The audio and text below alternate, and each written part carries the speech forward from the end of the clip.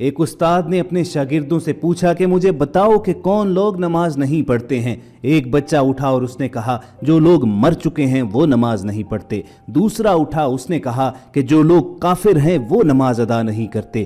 تیسرا اٹھا تو اس نے کہا کہ جنہیں نماز نہیں آتی ہے وہ نماز نہیں پڑھتے۔ بچے تو اپنے معصومیت بھرے جواب دے کر خاموش ہو گئے، مگر استاد کو بھی خاموش کر دیا، اسے سوچ میں ڈال دیا کہ میرا شمار کن لوگوں میں ہے۔ کیا میں مر چکا ہوں جو نماز ادا نہیں کرتا؟ کیا میں کافر ہوں جو نماز پڑھنے مسجد نہیں جاتا؟ یا مجھے نماز نہیں آتی ہے تو میں نماز ادا نہیں کرتا؟ لیکن یہ سوچ بھی اسی کے اندر آئے گی جسے اللہ رب العزت توفیق دے گا۔ آج لوگ مجلس میں بیٹھے ہوتے ہیں، ادھر سے مؤذن کی آواز بلند ہوتی ہے، حی علی الفلاح، فلاح کی طرف آؤ، حی علی الصلاح، نماز کی طرف آؤ۔ وہ دن میں 5 مرتبہ صدا بلند کرتا ہے کہ چلے آؤ کامیابی کی طرف۔ لوگ کامیابی کا نشان پانے کے لیے سرگرداں رہے، زمانے بھر کی ٹھوکریں کھاتے رہے، اور جو اللہ مسلسل پیغام بھجواتا رہا کہ یہ کامیابی ہے، اس کی جانب آؤ، اس پر کسی نے دھیان نہیں دیا۔ اور جب اس غفلت کا، اس بے توجہی کا قلع کرو تو آج کا نوجوان کہتا ہے کہ آج کے ماڈرن دور میں دین پر چلنا بہت مشکل ہو گیا ہے۔ آج مشکل ہو گیا ہے۔ تصور کرو ان لوگوں کا کہ جن کی کھالیں زندہ کھینچ دی گئیں، جنہیں جلتے ہوئے کوئلوں پر لٹایا گیا، جن کے ماں باپ نے انہیں گھروں سے نکال دیا،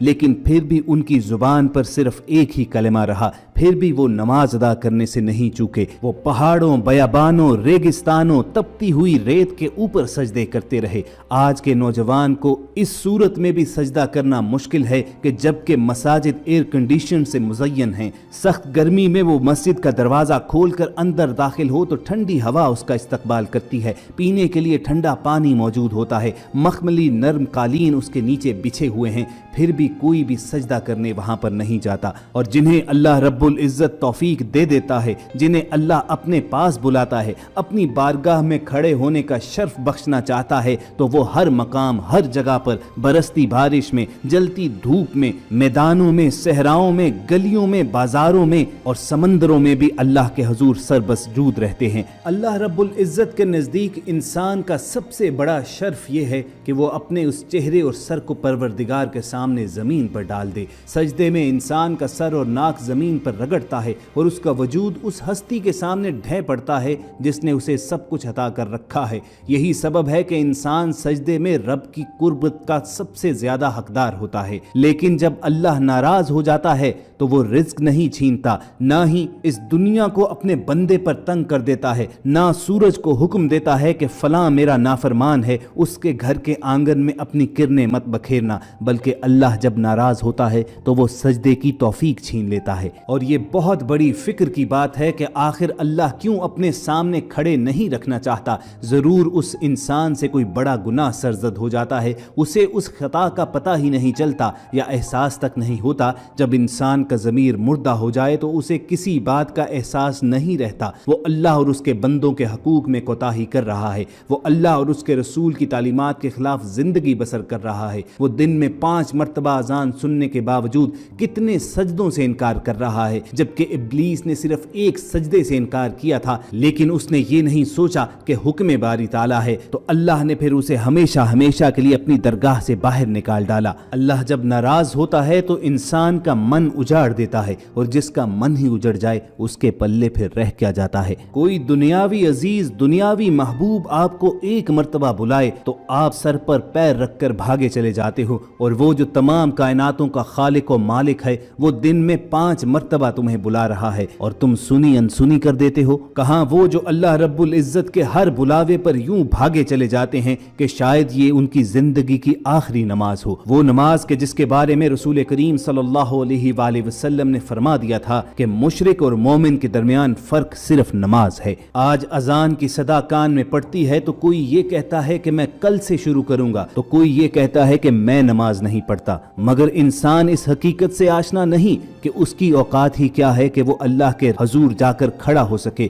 وہ اللہ رب العزت اسے بلا ہی نہیں رہا، تبھی تو وہ مسجد میں جا ہی نہیں رہا۔ तो याद रखो कि जब अल्लाह नाराज होता है तो वो अपने सामने खड़ा होने का हक छीन लेता है, इंसान को अपनी बारगाह में आने की इजाजत तक नहीं देता, उसे बुलावा तक नहीं भेजता। तभी तो दिन में 5 मर्तबा अजान की सदा बुलंद होती है, लेकिन हमारे कल्बो ज़हन पर ताले लगे हुए हैं, हमारी समातों पर मोहरें लगा दी गई हैं, हम सुनकर भी वहां नहीं जाते। और वो जो अल्लाह के महबूब हैं वो हर हालत में, हर जगह पर, किसी भी मकाम पर हों, नमाज अदा करने से नहीं चूकते हैं। जरा सोचो, हमारा रब हमसे नाराज ही तो है कि उसने पूरी उम्मत पर अपने घर के दरवाजे बंद कर छोड़े। हरमैन शरीफैन में भी नमाज के इज्तिमात मुख्तसर कर दिए गए, मगर किसी के जहन में ये बात नहीं आई कहीं ऐसा तो नहीं कि हमारा रब हमसे नाराज हो चुका है, हमसे उसने सजदा करने की तौफीक छीन ली है। बंदे को पारसाई और कामयाबी हासिल हो जाने के जोम में मुब्तला होने से बचाना भी इस सजदे का मकसूद है। अगर नेकी के मकबूल होने और माफ़ी के मिल जाने का यकीन हो जाए तो हम में से अक्सर ना सिर्फ अपनी तरफ से मुतमईन हो जाएंगे बल्कि अपने तकवा के जोम में भी मुब्तला रहेंगे। लेकिन ये खटका के ना जाने नेकी मकबूल हुई भी या नहीं, इस काबिल थी भी कि नहीं, और अपनी गलतियों की चुभन इंसान को आज्जी और इनकिसारी अता करती है। वो अल्लाह करीम से बेनियाज होकर रुख नहीं फेरता और ना वो बंदों के आगे जगह जगह दर दर पर अपनी गर्दन झुकाता रहता है। यही वो नमाज का नुक्ता था कि जिसकी वजह से अल्लाह रब्बुल इज्जत ने बारहा कुरान करीम में नमाज की अदायगी का हुक्म दिया। सूरतुल बकरा में इरशाद फरमाया, अपनी नमाजों की हिफाजत करो, बिलखुसूस बीच वाली नमाज के, और अल्लाह के हुजूर फर्मा बरदारी करते हुए खड़े हो जाओ। इस आयत के नुक्ते पर गौर करो कि वो खड़े होंगे वही अल्लाह की बारगाह में हाजिर होंगे जो फर्मा बरदारी करते हैं। जो नाफरमान होगा अल्लाह उसे अपनी दरगाह से दूर कर देगा। कहाँ हमारे प्यारे आका और उनके सहाबा जो हालत जंग में भी नमाज अदा करने से नहीं चूकते थे, जो कुफ्फार के सताए जाने पर, उनकी जानों पर जुल्म ढाए जाने पर भी नमाज को नहीं छोड़ते थे।